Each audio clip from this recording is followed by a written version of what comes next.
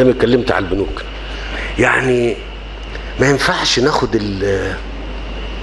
يعني ما اعرفش تعملوها ازاي، اللي هي الفكه ال50 قرش والجنيه اللي في المعاملات وتتحط في حساب لصالح حاجه زي كده. يعني انا بس في شيك ب 1250 1255 ولا ونص ولا 80 قرش واي حاجه، ما اقدرش اخد الفكه دي.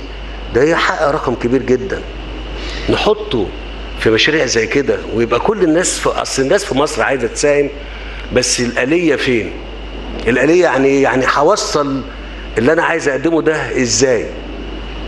مش قادر، مش عارف. تحيا مصر ماشي، الجمعيات الخيريه، بس في آلية اقوى. انت بتتكلم في معاملات ل 20-30 مليون انسان. لو كل واحد الفكه دي كانت جنيه و90 قرش وكده، بتتكلم في 10-12 مليون جنيه، ممكن يبقوا رقم مع عدد المعاملات. لو سمحتم انا عايز الفلوس دي. ازاي ناخدها انا ما اعرفش، عشان نحطها لان امال ايه؟ ايوه، هو انت تفتكر ابننا وبنتنا اللي هنا اللي في المجتمع ده هيبقى زعلان مننا من المجتمع بتاعه، ولا هيقول لك المجتمع ما تخلاش عني؟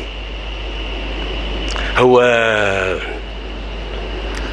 بسم الله الرحمن الرحيم وألف بين قلوبهم. ازاي التأليف؟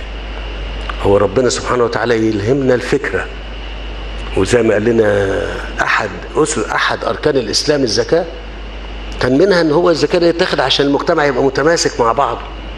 فانتوا لما بنعمل كده احنا بنحل مسائل، وحاجة جميلة جدا جدا.